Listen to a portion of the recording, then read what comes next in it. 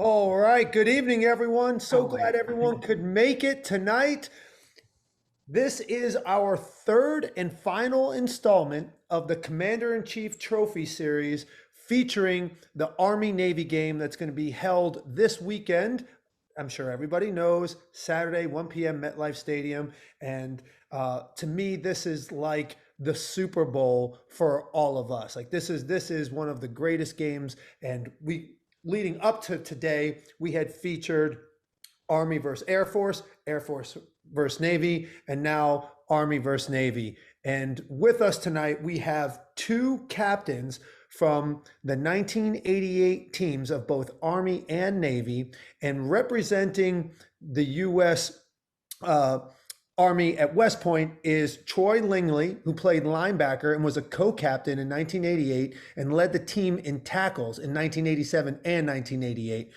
Graduated in 1989, and then Troy served in Operations Desert Storm and Shield with the 3rd Armored Division as a battery fire direction officer.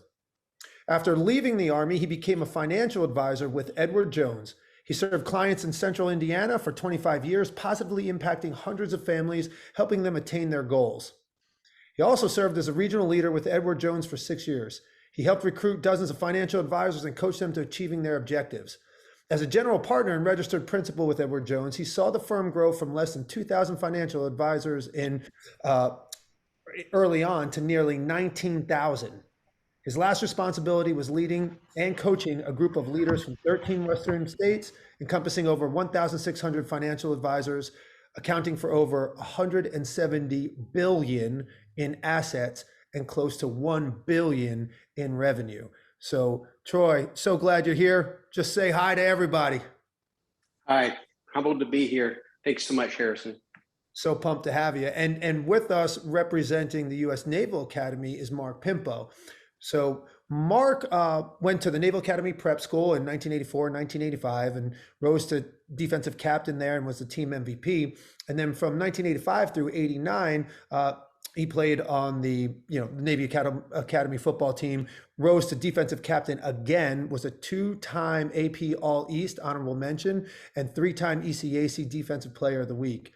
So after graduating, Mark currently serves as Senior Operations Lead for Chick-fil-A Incorporated in Atlanta, Georgia, responsible for the strategic growth and operational performance of the Columbia and Charleston, South Carolina markets. Prior to joining the Chick-fil-A team, he worked for Under Armour in Baltimore, Maryland, where he was the Global Supply Chain Chief of Staff and Program Lead Senior Director for Sourcing Connected Fitness Products. Mark is a native of Strongsville, Ohio, and served over 26 years in the United States Navy. He retired as commanding officer, Navy Supply Corps School in Newport, Rhode Island. His sea duty tours include Assistant Supply Officer, USS Valley Forge, Supply Officer, USS Maryland, and Officer in Charge, USNS Sacagawea, TAKE-2. His shore assignments include Military Deputy, J4, United States Special Operations Command, Director, Weapons Systems Support Branch, Naval Inventory Control Point, Mechanicsburg, Pennsylvania, Submarine Squadron 16 Supply Officer.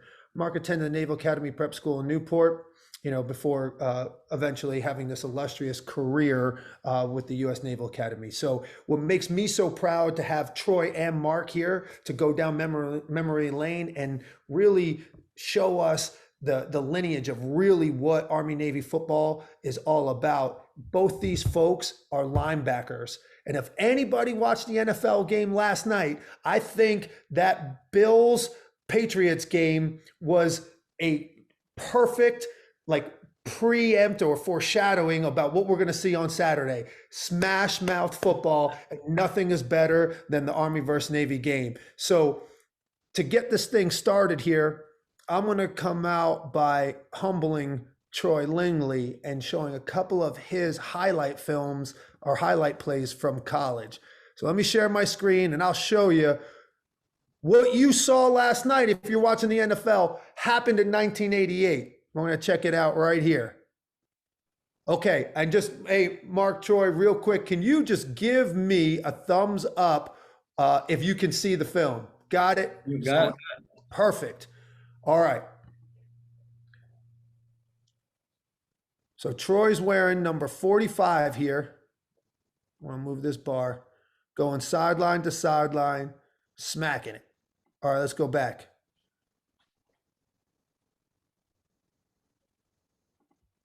Right here. Right there, sifting it out. Boom. And what's so cool is you're starting to see this play become very popular in the NFL again. This is what they call this pin and pull concept for the sweep. And Troy, you do a great job coming flat down the line, finding your gap, and laying a tremendous hit. Now, let's just talk about this game, for instance. For you guys that don't know, this is the Sun Bowl in 1988. Troy is playing University of Alabama. Okay, on this team was some guy you might have heard of named Derek Thomas. And Troy, real quick, talk to us. What was it like just being in this game with one of the premier teams in the NFL in such a huge stage? We didn't think we weren't happy to be there. We were there to win it. I don't know how seriously they took us. I shared a story the other day that being fortunate enough to be a captain, I sat at a captain's table all week during the bowl week. They have dinners almost every night, and I was sitting next to Derek Thomas. And by the end of the week, I told him, I said, Derek, I can tell you have no idea, what all of us are going to be, all of us that are graduating. This is our last game. What we're going to be doing a year from now. Because I have no idea. I said, well, a year from now, you're going to be a millionaire in the NFL, and I'm going to be freezing my ass off in Germany, going through field exercises. And so we were there to lay it all on the line, because for all the seniors, this is the last time we were ever going to play football again. And so we were hanging it all out there. And that's evident when we go back to that film. We really get to see your spirit and your fight going sideline to sideline and really going downhill and laying licks on folks. And it's so cool to see some of these celebrities that have made it to the NFL, and then you just tagging them. And I love that story. Like, those guys have no idea. Well, if you want to run that back one more time, I was able to make that hit because we had Josh Haynes, who was the D tackle in front of me that was keeping me clean. And Chuck Stretzman was an outside linebacker there at the top of the screen. And he was stretching it out, setting the edge. Otherwise, I wouldn't have been able to make that play. And while I'm talking about Chuck, I've got my Team Stretzman T-shirt on here tonight. Here, let me stop. He's my brother. And I went, some of you guys know Chuck. Those of you who don't know him, say a prayer for him. He's battling ALS, and he's in a battle, but he's kicking his tail. So, who are Team Stretzman, man? That's awesome. Troy, can you just move your camera? We want to see that whole front of the whole thing of. That's awesome.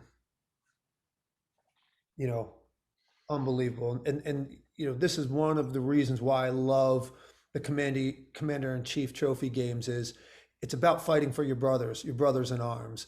And my favorite part of this Army-Navy game coming up, because I'm Swiss, I'm neutral, I don't pick sides.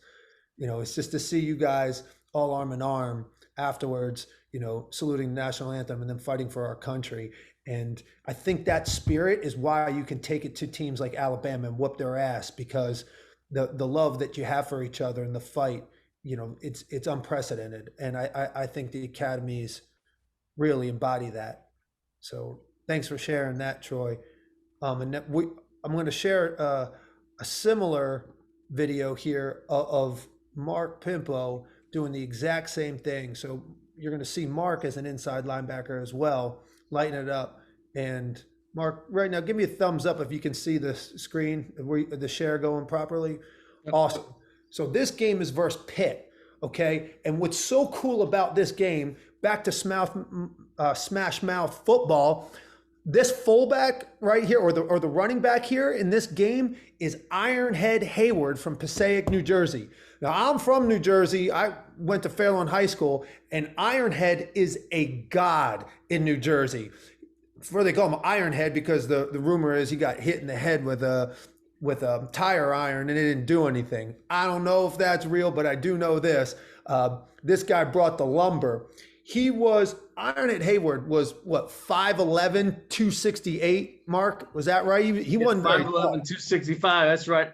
I would probably believe that story. I think, Harrison, after encountering Ironhead a few times, is actually a pretty interesting story. My Chris Tranquil, who was Gary Tranquil, who was our head coach.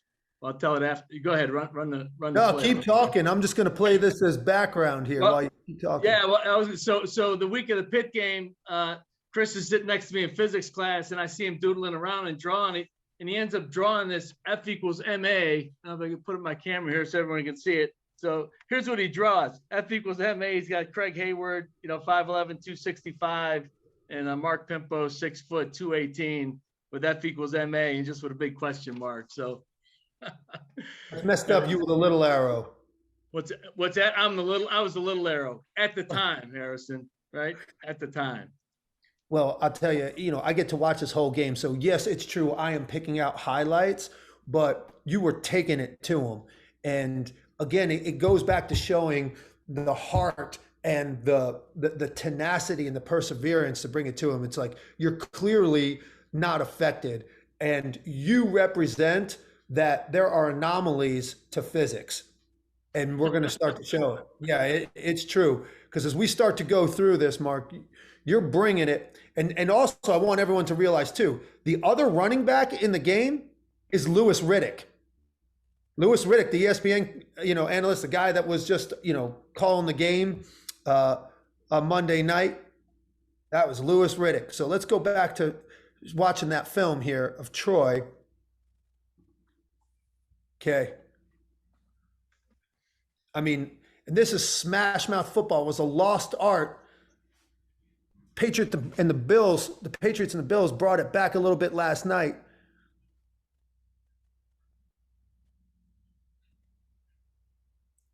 Boom. I mean, whatever it takes.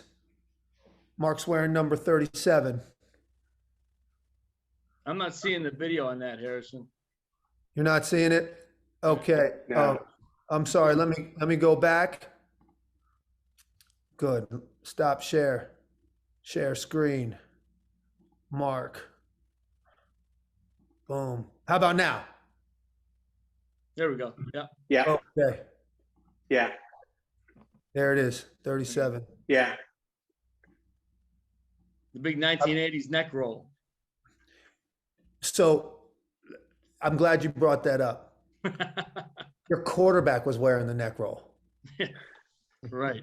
That's how you know different. I love watching. So I'm so psyched to see Danny Hughes in attendance, and you got your kids with you watching, and they probably never even seen a neck roll before. That's what tough guys did. When you grow up playing football and you ask your dad what position you play, you just go over with the guys wearing the neck rolls. Yeah. Which is always very special about this game. Alton Grizzard did wear a neck roll, Harrison, and we do honor him and all of our fallen brothers during this game. So. Yeah. That's Louis Riddick right there, number 5. Nice pursuit. Fortunately, I had some help. I'm getting Louis. Yeah, and you know what? So here, as we start to go and continue to watch this, Mark, this is a goal line stand. This is towards the end of the game here, and Pitt's driving, and you can see where they are. It's now 2nd and goal. Look at this. This is Ironhead Hayward going over the top, face to face with Mark Pimpo, and that's how you can know that force equals MA isn't entirely correct. That was great help from the defensive line, submarining, and I think my head still hurts from that, Harrison. I think I'm still taking some Advil from that hit. Well, yeah, let's watch it right here. Let's look at Mark here coming right downhill. Okay, here he is right there in the middle. It's squared up. We got the jump. Bloom. Get a vertical leap. Well, in fact, it was a very good vertical leap, and you probably would have been better if you didn't jump so high. That's right. See, Troy would have got underneath his pads a little better and knocked them back, but Yeah, I sure. tried my best, Troy. Yeah, well, you could jump higher than I can. And you know what's so cool? Both you guys, your responses are giving praise to everybody else on the field. Like you're saying, yes, I was involved in that tackle, but there were so many other people. And Troy is wearing his teammate on his shirt right now. And I'm not sure that everybody does this at all the other schools, where we're in a time now where players are entering transfer portals, and it's all about name, image, and likeness, and me. And the Army Navy game is about brotherhood. It's about fellowship. And it's so cool to see these two captains of the defense who squared off in 1988 coming together now and just sharing these precious moments that will live forever. And, I want to turn the microphone back over to Troy here and see, who were your biggest coaching inspirations in your life that really helped you get to this moment when you're in the Sun Bowl, you're the captain? Like, how'd you get to that? And who were your coaching influences? Yeah, thanks for the question, Harrison. I would say, Coach Young, JY, our head coach, and Jay Robertson, my linebacker coach. And Jay, obviously really close with Coach Robertson, and proud to work with him, as he was a veteran Marine, a Vietnam veteran Marine, and he brought a lot of that coaching influence to the linebacker room. We had a great linebacker room, but he just, I was joking with Will Huff the other day. We were talking that no matter how well you were playing, you always felt like you were one practice away from being cut, and it really developed. It helped me develop a lot of persistence, a lot of resilience, that has served me well throughout my career. I never felt like I could miss a practice. Even after I had started 20 straight games, I felt like I could never miss a practice, because we had such a good group in that room that I was afraid I might not start the next game if I did. And so you had to bring it every day, and that helped me. That's helped me in my professional career. And Coach Young had our team motto was pride, poise, team.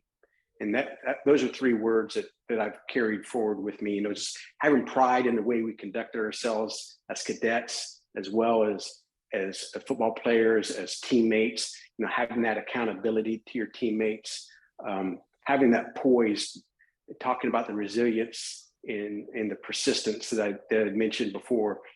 Being able to react positively to sudden change. Keeping your head in.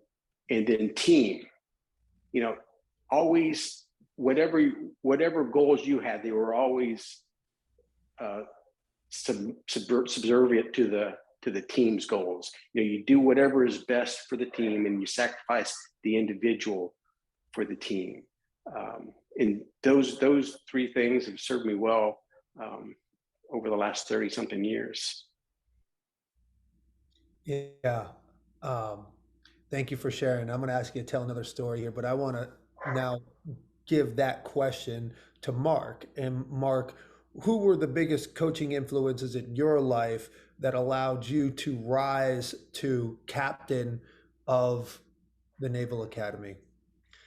Yeah, so Harrison, Elliot Uzelak, our head coach, my junior and senior year, and also, Bobby Morrison, my linebacker coach, my first 2 years, and then Milan Vuletich, who was very influential, who had passed away, my linebacker coach, my junior and senior year, and also Dean Pease as well. Dean went on to he was coaching secondary for us, and then obviously went on to could be defensive coordinator for the Ravens and Titans, and now he's actually defensive coordinator for the Atlanta Falcons. But the influence of really belief, and that's really what I like, about your program, and just such an honor to really be on the call with Troy, for one, and just It's really special, for us to get together. And you talk about, coaches and the influence they had on me. They believed in me, and they really changed the trajectory of my life, of helping me get to a place that I probably couldn't get to on my own. And it was, I think it's very special for coaches. I think it's a very high calling, for them to have. And what you're doing with Soldiers of the Sideline is absolutely unbelievable, because it does. The coaches have an opportunity to speak life, into you. And I can't remember every teacher I've had. The good ones I can remember. I can remember every coach that I've had from when I was playing Little League all the way through my senior year at the Naval Academy. And the difference is, those coaches, they pour their lives into you. And like I said, they recognize potential. And at Navy, the big thing was team. Troy mentioned it at the end. It was all about the team. The damn team is what Elliot Coach Uselak used to say to us. And it is.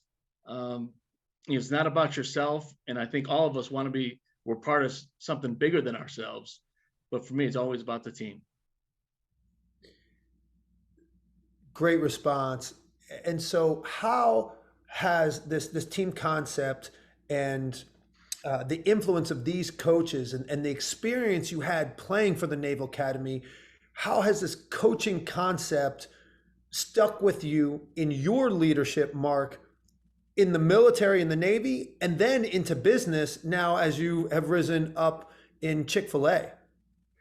Right. Recognizing that same concept, that having that incredible opportunity to be able to have an influence on someone's life and to really be able to change the trajectory of their life by believing in them and by being able to come alongside them and coach them and be able to, talk to them about character and integrity and hard work and resilience and the things that, like I said, they may not even believe about themselves, but when you come alongside and believe in them, they can get to that level that they could never think about getting to on their own. That's right. Nothing more satisfying, is there, Mark, than having greater belief in someone than they have in themselves and then seeing them achieve something they never thought possible. Right. Well said, guys. We believe that's the whole reason coaches exist, to help people achieve more than anyone ever thought. Like, our job as coaches is to carry people to where they want to go. I think that's really the definition of coach. You think about like a carriage coach or sitting coach on a bus or, the coach class in a plane. Those implements carry people to where they want to go. And we all do that as coaches. And it's so true to hear Troy and Mark talk where, you're so inspired, influenced by your coaches. Yes, we remember teachers, but our coaches have stayed with us. Really, it's really special. And again, I just keep thinking that, the Army-Navy game is the epitome of all of this. And I'm going to go back to Troy's film here real quick. That was Mark's. The conversation was so much better. Yeah. No, wait till you see this. Okay. All right, here we go. Troy, sideline to sideline. And I would be remiss if I didn't point this out. With you, Troy, are some folks that are very dear to us here at Soldiers of Sidelines, and our director of partnerships is on this field as well with Will Huff, and everybody knows Will Huff. And this equally could, Will, I could have pulled out 6 or 8 clips and made your highlight film out of this game too. It was awesome. And Greg Gadsden is in here as well. So Troy, as you watch this, like, how do you feel watching your brothers, this fellowship from the 80s, now all of us being associated like together later in life through Soldiers of Sidelines? I'm sure Mark has the same emotional attachment to his teammates. I feel the same way today, 30 something years later, as I did, when we were teammates. Some of these guys I might see annually, and some of them it may be 5 or 10 years. But you see them, it's like you've never missed a beat in your brothers, because going through all those practices and 2-a-days in the preseason, and you form that bond, man. You literally, there's blood, sweat, and tears literally that you shared, and it's emotional. Well said, Troy, because this picture right here on the screen is indicative of that. All your buddies all piled on top of each other, sacrificing everything to make these plays. Like in no other way. Imagine if you could show this type of camaraderie and fellowship with your teams in business by saying, folks, at next team meeting we have, we're all going to jump on each other as hard as we possibly can. And trust me, we're going to be closer for it. Yeah, HR would not like that these days. Shit. And that's why football's the greatest. It's the only place you can do that. Yeah. Look at this. Boom. Everyone's showing up to the party. There you are, Troy. There he is. 6 foot 216, small arrow, like as Mark would say.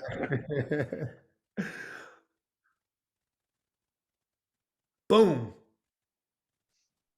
And you guys, it's like the gang tackle, right? Like, I don't know if this was shared in your practices and in how you guys were coached, but the concept of the gang tackle, swarming to the football, right? That was a big word. Yeah. Mark, how was that coached for you? And what does that concept, the concept of gang tackle, swarming, coming together, how does that resonate with you in leadership after football? Yeah, it's number one, doing your job, and that was one of the things in our game against, Army. I mean, it was, again, tip of the hat, 20-15, one of the greatest Army teams, around, and we got beat. But I remember they got four fourth downs. They converted, but just swarming to the ball. We didn't swarm to the ball as best as we could on those fourth downs. They were able to find a way. But for us, swarming to the ball is, like I said, doing your job. You're swarming to the ball, but you're also understanding the angles that you're coming from a pursuit angle. And I got, Mike Taylor's on the call with us, I think, and Mike was very inspirational, to me. And I got my co-captain on the call as well, Bert Pangrazio. Shout out, to him, because we'd have to swarm in practice. I remember a lot trying to swarm to try to put a lot of hats on Bert to take him down. But it's helping your brothers out, understanding your job and getting to the football and making that happen. So I think it's a total team effort, especially on defense. We always say too, defense, you can play a perfect game and have 3 breakdowns and give up 21 points. And, that's kind of the difference between offense and defense. And so there's that stipulation there. I'm biased. I agree. As a defensive player myself, there's just something so special about rallying to the football with your buddies. It's I don't know, I feel like it's a little more selfless, at the same time. You're just everyone's trying to share in the hunt. Yeah, and shared celebration is great, Harrison. I don't think there's anything better than, even when you make a big play, they always say the definition of a big play is 11 guys doing their job. And so even like you're showing a lot of clips of, Troy and I making tackles, but like we said earlier, it's about everyone on defense making those plays together. Yeah. And ironically, of course, I show the clip where you're making a fantastic solo tackle here. Head's on the wrong side of the ball, but it's all right. I'll take it. Well, and what's cool, Mark? Now, no one's even teaching head on the correct side of the ball. Now in football, everyone's like taking the head out of it. And we would say today that that's an excellent tackle. That's like the rugby influence in all of this. Now that's head on the right side of the ball. Let's go back to that. Yeah, at some point it's just getting them down. I mean, this Pitt offense was awesome. Look at this. So, hey, all the young kids watching right now, pay attention to the screen here. This is a really cool play. Yeah, this is for you. This is an old school, they called this ISO. and Mark is coming downhill, and you recognize this right away. This is ISO right now. You're firing your weapon, coming down. You have box responsibility, meaning you need to hit this and box it to your teammate, your other linebacker who comes in, and you're able to shed the block, fold back in, and make this tackle. I mean, head to head on Hayward. Oh my gosh. That was 4th and 1. This was a big play. We didn't get him, but almost. He tries to go up over the top. Huge. And I get back up. There you do. That's Darren Fullwood, Troy. That's Reggie Fullwood's brother. Oh yeah. Reggie, Darren's number 18. His brother played at Army. Oh, really? Did you know him when you were playing? Yeah. Was that like a thing? Yeah. So then let me ask you, how'd that feel tackling or going head to head with him with all of this background story? Oh, no, Darren Fullwood. Yeah, go ahead, Troy. No, his teammate he was one of Mark's teammates. His brother played at Army. Yeah. Gotcha. Yeah, they were both DBs he was DB at Navy, and then his brother was, played DB at Army. So cool. So Troy, we're going to get back to some of your film here.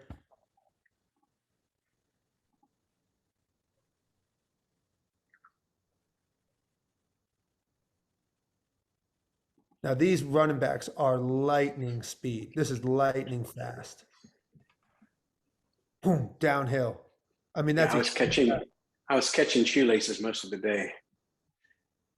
And I still think this is a great tackle. Like this kind of tackle is taught now, right? So like when you're closing in space, sometimes you just need to swipe. And what makes a tackle is that the offensive person goes to the ground. So it really doesn't matter. And, both you guys are tremendous hitters. I mean, we're seeing some huge midline impacts, but that is a touchdown saving tackle. Because when you break that line, that would have been out the gate. And this was a tight game, right, Troy? I mean, this came down to Yes, it was. Yeah, I think we lost by a point after Derek Thomas blocked a field goal and an extra point.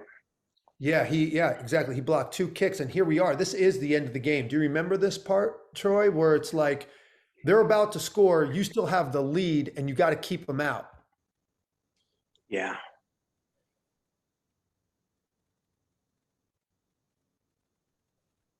And that's a big tackle. Just a lot of pursuit. Yeah, this is one where we string them out. Greg Gatson ends up taking them down for a big loss. So I want to go back to that. Yeah. And Greg and Will, and then look, you're actually in this play folding over top, right? So if everyone starts to see here, this is Troy coming over the top. So if Greg, for whatever reason, doesn't make this tackle, I'm confident you're going to make it. And that celebration, that prevented them from getting in the end zone. And then they had to kick, which kept the lead for you at this moment in the game. That was a huge stop. And you look at this celebration. Do you remember how you felt at this moment in the game, Troy? Yeah, I was tired. I was probably gasping for air.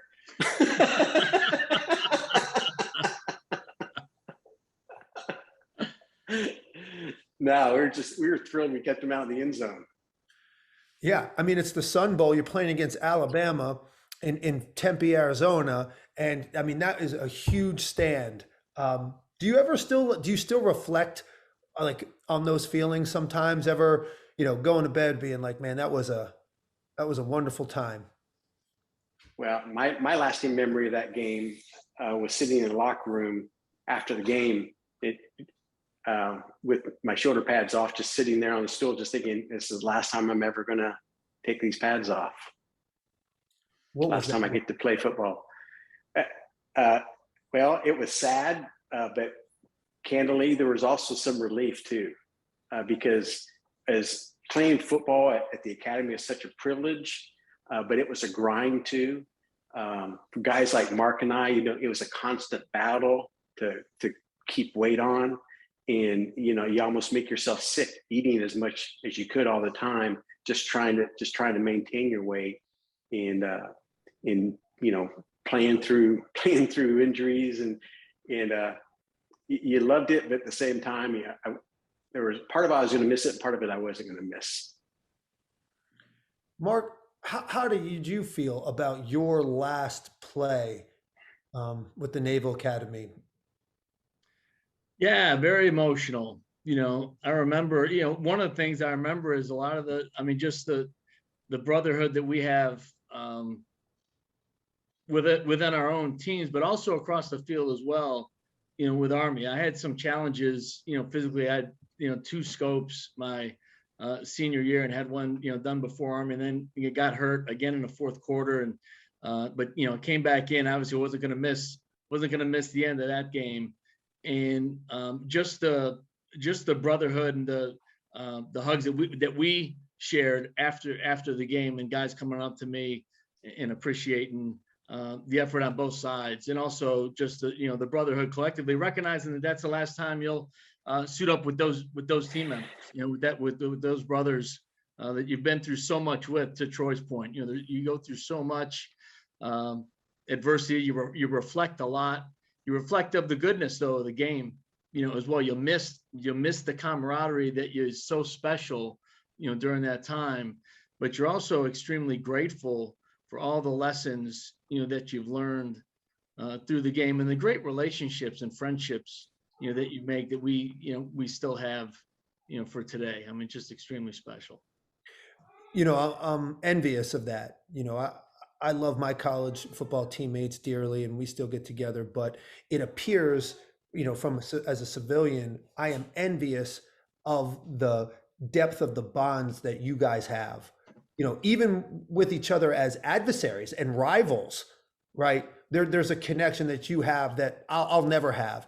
And then the connections I think you have with your teammates. And Troy, I see it when you're talking to Will, and when you guys get with Gadsden and everything. It's just that bond is super, super tight, beyond anything I've ever seen, honestly. And quite frankly, I'm envious of it. Yeah.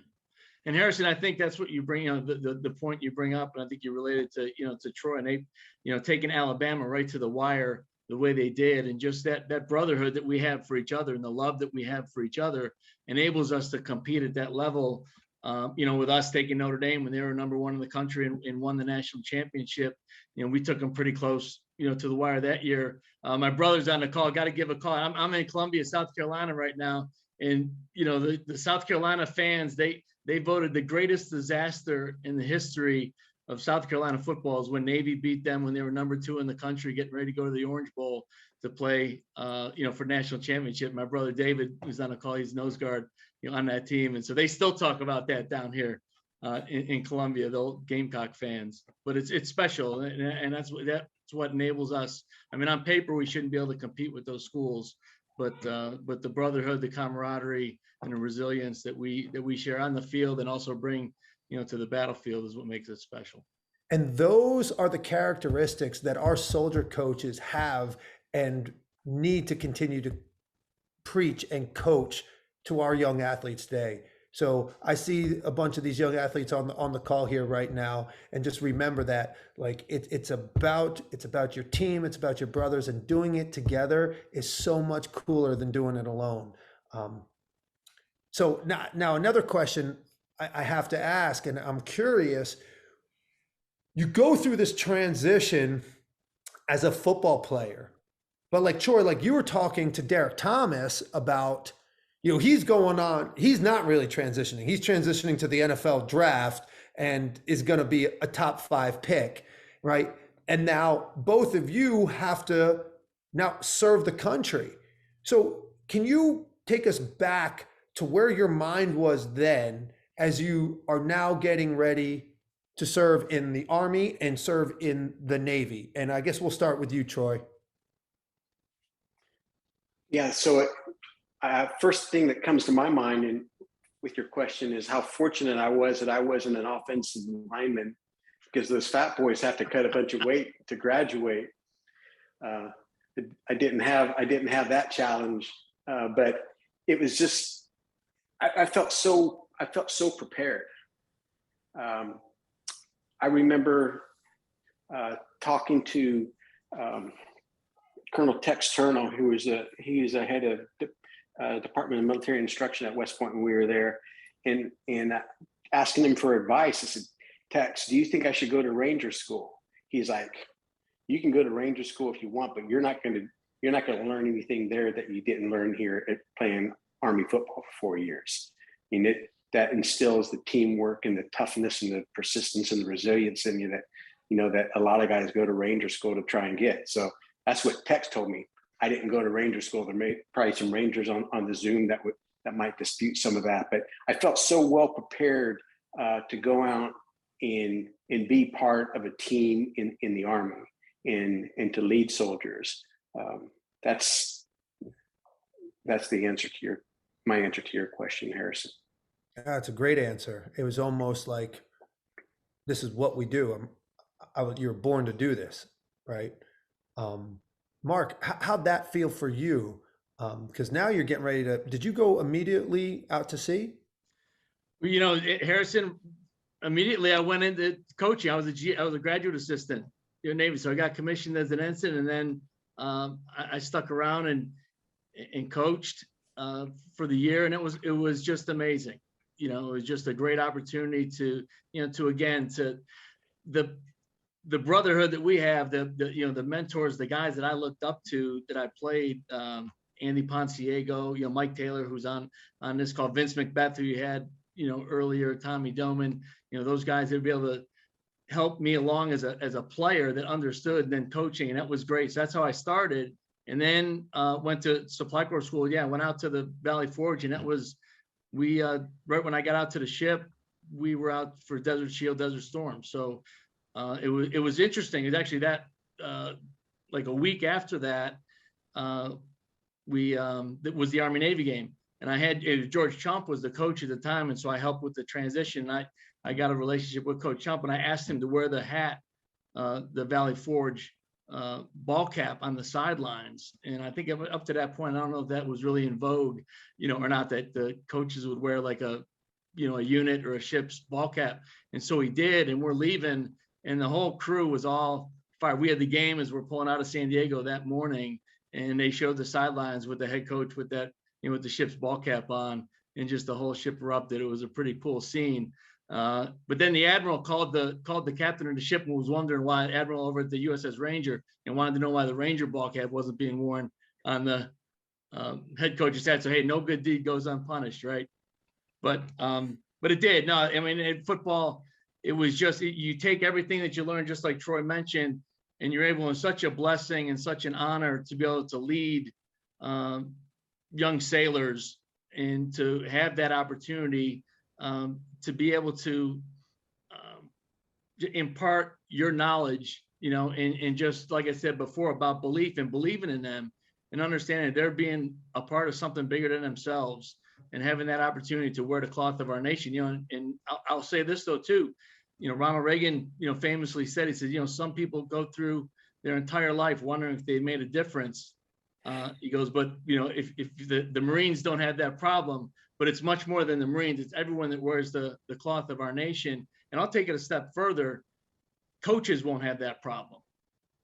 Every coach will know that they've made a difference, that their life has made a difference, because it makes a difference in the others that they have the opportunity to coach. Well said. Wow. Yeah, so important. And as we start to come into the fourth quarter of the hour here, Troy, I want to ask you, if you imagine on the Zoom call right now was the entire Army football team that's getting ready to battle Navy, and you think about your experience, what would you say to them right now in just 2 minutes? Wow. I'd challenge them. I'd ask them to look around and look at their teammates, and how have they prepared? How are they going to prepare? And how are they going to perform for the Army Navy game? because that is, I'm sure Mark would agree with me. You can have a crap season, but if you win that game, it makes your season. And you remember that game for the rest of your life. And so challenging each other to be the most prepared that you can possibly be to perform at your highest possible level, because this is something that we as teammates, we're going to share this experience for the rest of our lives. And we have an opportunity to dictate what that's going to look like. Really cool. And here you are, what is this now, 30 years later, sharing this memory, right, for the rest of your life with your teammates on this call right now. So that's how you know you're speaking the truth. And where are you going to watch the game, Troy, on Saturday? Do you have that worked out yet, or still sorting it? Yeah, there's a group of us down here in Tampa that are going to get together. Oh, that's really cool. We decided not to go to New York City this year. Well, as long as you're together, right? And that's right. So Mark, I asked you that same question. You have the entire U.S. Navy football team in front of you. They're getting ready to go play Army in this year's game, and you got 2 minutes to address them. What do you tell them? It's for the brotherhood. It's, Troy said it, great. It's very, very similar, mindset. This is it. You'll remember this game for the rest of your life. You do, and I do, and it's still, I'll tell you, it's still a tough one, for us. But like I said, it's tough in one aspect, but the other part where it makes it, it makes it easier. First of all, like I said, it was a great Army football team, that we lost to 20-15. But we laid it all on the line though. At the same time, we didn't leave any, we left it all there. We prepared as best as we could. And so I tell the team, continue to believe, have confidence, believe in your teammate next to you, and do your job, but do it to the best of your ability and just leave it all on the field. And I think at the end of the day, regardless if you win or lose, that's what it's all about. And then you're all brothers in arms after that. But, and I said, I remember saying it to CBS when they asked a question about the game. And I said, the intensity of this rivalry, it doesn't matter. I mean, it's different. It's special, the sold out crowd and just all the pageantry and everything around it. But, we can play that game in some lot in South Philly, somewhere, just Army and Navy. And that same intensity, would be there because we do have a shared brotherhood because we understand what each other is going through. But for those guys, that 3.5 hours, on Saturday, just let it all on the line. That's what I tell them. And don't leave any excuses. And because when that final whistle blows, you got to live with that for the rest of your life. And you got to understand the performance that you gave on that field. And you don't want to let your brothers down. So, Mark, you keep saying this one word that I think is super powerful. You keep saying believe, right? And you started this, your address to the Navy football team with the word believe. And, words are words, right? You see, right. Believe is a word that's on billboards and, all these teams adopt it. But that word is different when it comes out of your mouth. And it's different when you watch it on the field. Because there's the definition of believe. It's like, yeah, sure, I believe. Sure, I believe. Right. But I think the feeling, like the actual belief, to believe, is this visceral force that happens right here in your chest. And I think when I watch Troy's highlight film and I watch your highlight film, Mark, the concept of belief is resonating out of every player that's on that field. And I think both teams, when those two forces of like deep belief, and to use the word that Troy used, preparedness, when preparedness and belief meet each other, you see this clash. And every scrum, every pile, I think embodies those two words that only Army, Navy, and Air Force can represent when you go toe to toe. It's really special. I cannot wait to watch this game. So, Mark,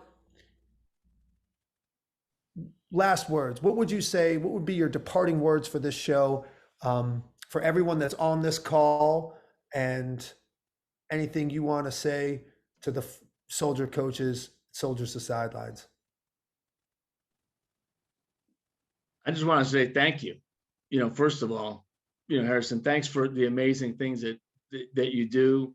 I want to thank Troy for sharing the time, with him. Like I said, we're kind of kindred spirits. We're kind of joking about before. I remember calling my dad at my freshman year at the academy and talking to him and saying, "Hey, Dad, I'm eighth string, right now." And you talk about belief and trying to build and work your way up, and it's just very special. Never underestimate, kind of going to what I said before, as a coach, the impact that you can have on somebody's life. We had it as Army officers and naval officers, and having that opportunity to impact lives. And we talk about, and that as coaches as well, and it's not cliche, it's real.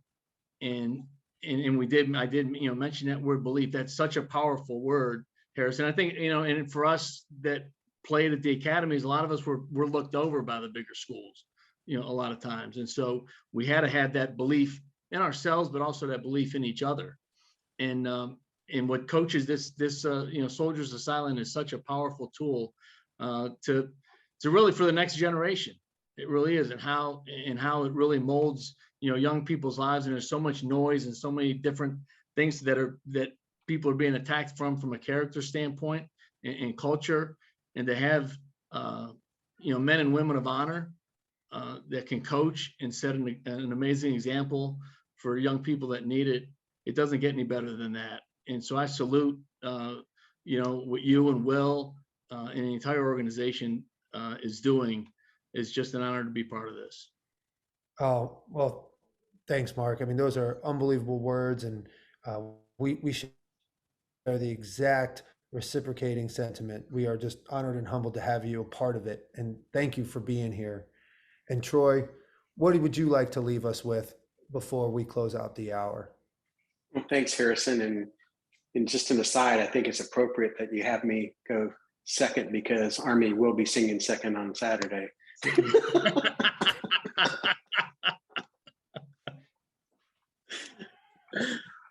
I tell you, the Soldiers to Sidelines organization, there's, and Mark touched on this earlier, folks in the military never have to question whether they made a difference in this world, and coaches never have to ask, never, they can always answer that question if they've made a difference in this world.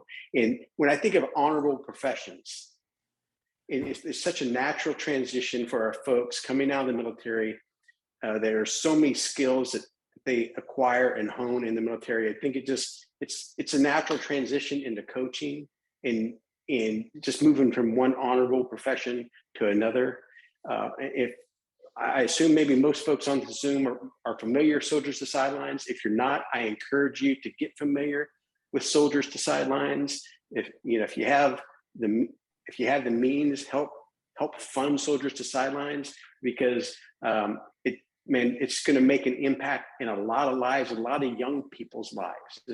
And I second what Mark said earlier, as far as he can remember all of his coaches going all the way back to Little League and the impact that they had on their lives. And that's what an organization like Soldiers to Sidelines is able to do, and just make that exponential. And so thank you so much for this forum, for this opportunity to visit with my old friend Mark Harrison. This has been a lot of fun. Thank you. Thank you, Troy. And I love your message that we're going out on. And when I hear you talk, both you guys, I hear fellowship and brotherhood, right? And that's what we're creating.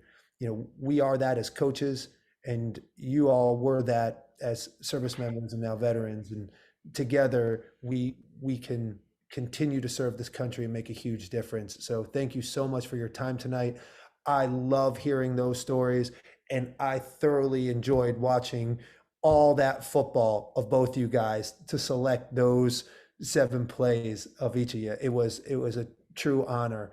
And we are going to end tonight on our walkout song, Lunatic Fringe by Red Rider. And yes, I love this song. And I'm sure you all rocked out in preparation for the Army Navy game to this.